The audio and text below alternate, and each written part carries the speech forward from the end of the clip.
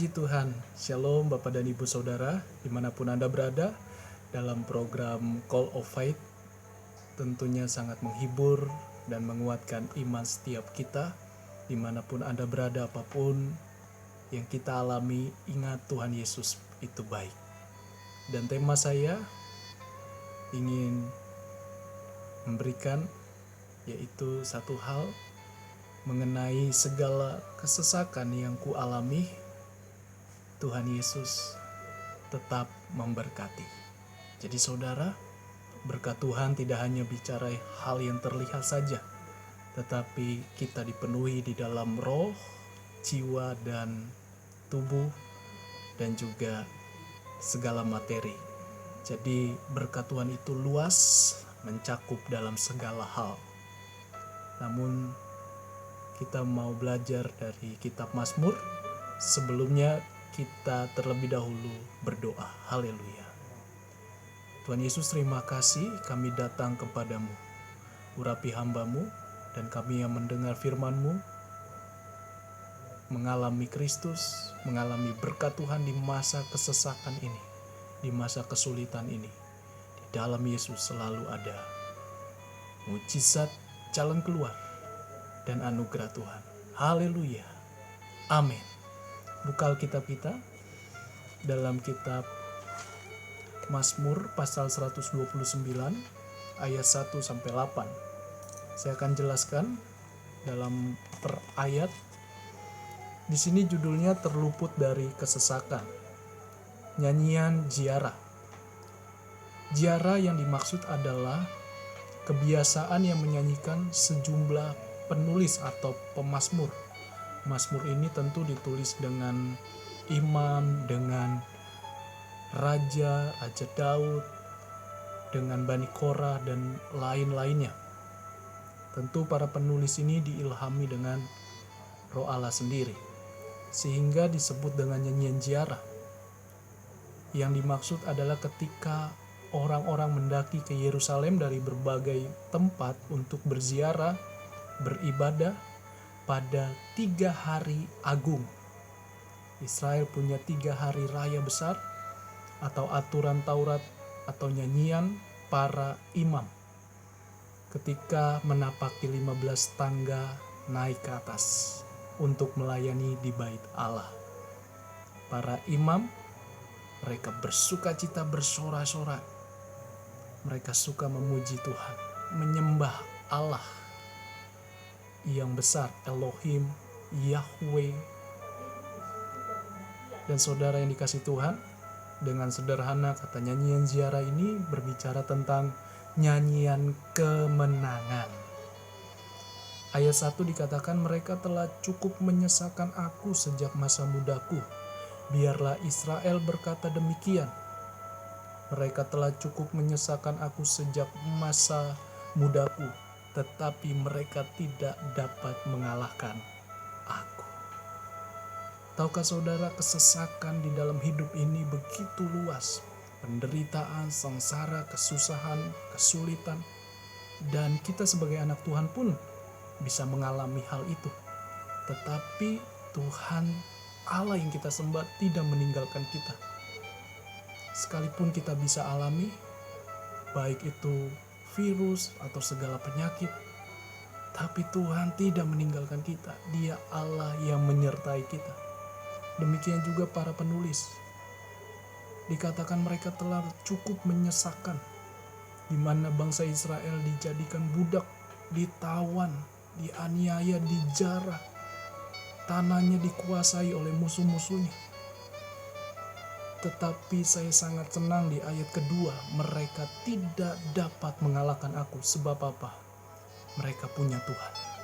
Mereka tetap setia, teguh berpegang pada imannya. Mereka tidak goyah apapun kesesakan yang dihadapi. Hari-hari ini, apa yang kita alami? Kesesakan yang kita alami. Jangan dengan tenaga kita, dengan kekuatan kita. Tetapi tetap andalkan Tuhan. Dahulukanlah Tuhan. Sebab Tuhan yang membela kita. Kita tidak perlu bela agama. Kita tidak perlu cari dengan segala kebisaan kita, tetapi masih ada Tuhan. Kiri kanan tertutup jalan, tapi di atas masih ada Tuhan yang bisa membela kita. Ayat 3, di atas punggungku pembajak membajak, membuat panjang alur bajak mereka. Kesesakan demi kesesakan yang dihadapi umat Israel setiap saat. Artinya bahwa mereka sudah menderita, tertimpa terus penderitaan. Hanya Tuhan sudah menyertai, tapi bangsa Israel selalu hidup mengeluh, keras hati, keras kepala. Tapi Tuhan tetap mengasihi umat Tuhan ini. Dan ayat 4 dikatakan Tuhan itu adil. Ia memotong tali-tali orang fasik. Fasik berbicara tentang orang yang sombong, yang angkuh. Mazmur 10 ayat 4, kata orang fasik itu dengan batang hidungnya ke atas. Allah tidak akan menuntut, itulah seluruh pikirannya. Mereka menganggap tidak ada Allah, tidak ada Tuhan. Itulah orang fasik, menolak Tuhan. Dia tahu Tuhan. Atau bisa disebut juga dia tahu Tuhan tapi dia tidak percaya, dia tidak sungguh-sungguh. Tapi kita percaya ada Tuhan. Penulis Mazmur percaya adanya Tuhan. Dan dikatakan Tuhan itu adil. Apapun keadaan bisa terjadi, bisa berubah, bisa menggoncangkan hidup kita. Tetapi lihat, Tuhan tetap adil bagi umatnya yang berseru, dengan bagi orang-orang yang memberontak, yang menolak Tuhan. Ada waktunya, keadilan Tuhan tidak bisa ada yang dapat menghalangi. Ayat 5, semua orang yang membenci Sion akan mendapat malu dan akan mundur. Mereka seperti rumput di atas soto yang menjadi layu sebelum dicabut, yang tidak digenggam dengan tangan penyabit atau dirangkum orang yang mengikat berkas. Ya, orang yang membenci Sion. Sion adalah gunung yang ada di Yerusalem.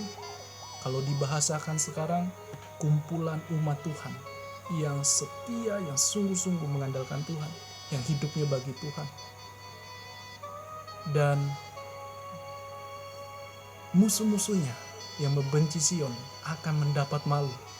Saya tidak tahu malunya seperti apa. Tapi ayat firman Tuhan dibilang mendapat malu dan akan mundur. Sebab apa? Tuhan berperkara bagi orang-orang yang berseru kepada nama Tuhan, yang mengasihi Tuhan. Mereka seperti rumput di atas soto.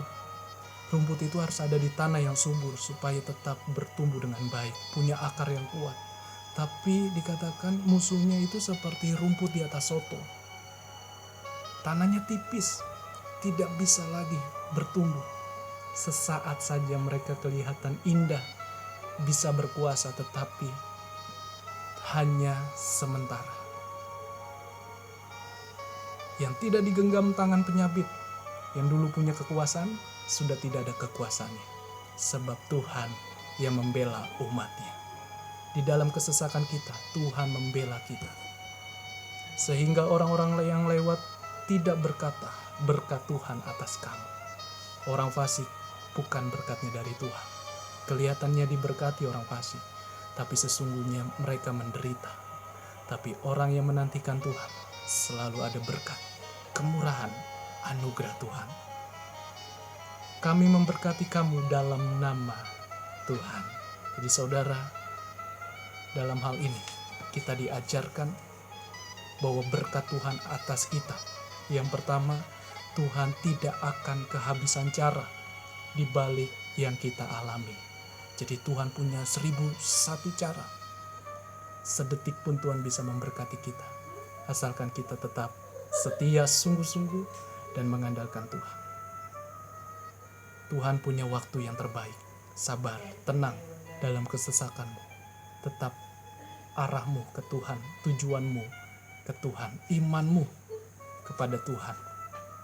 Yang kedua, berkat Tuhan atas kita atau atas dirimu, yaitu Tuhan itu adil. atas diri kita yang beriman dan berserah. Bagian kita beriman, berserah. Lakukan apa yang Tuhan percayakan.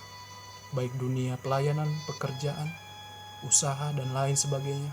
Lakukan dengan jujur, rendah hati, dan selalu beriman kepada Tuhan. Sebab berkatnya datang dari Tuhan. Berkat itu luas, yang tadi saya katakan berkat roh, jiwa, tubuh, dan materi. Kalau saudara belum diberkati materi, Tuhan sudah memberkati imanmu dulu, hatimu dulu, hidupmu dulu, baru yang luarnya. Supaya kuat, punya akar iman, dan kita lakukan lagi dengan berserah. Dan yang ketiga, di ayat 8 itu, kami memberkati kamu dalam nama Tuhan. Artinya berkat Tuhan atas kita, Tuhan itulah sumber atau pusat segala berkat. Anugerah, kasih setia Tuhan, dan berkat segalanya Dia sediakan.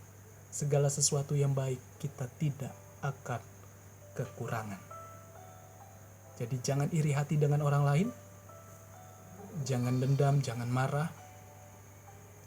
Berkat Tuhan selalu ada untuk saudara.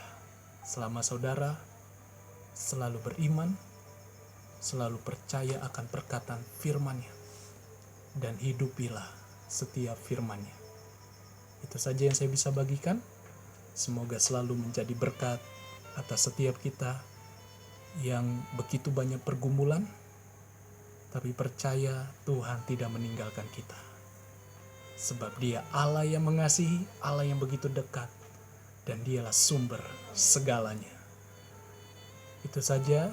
Tuhan Yesus memberkati kita semua. Shalom. Haleluya.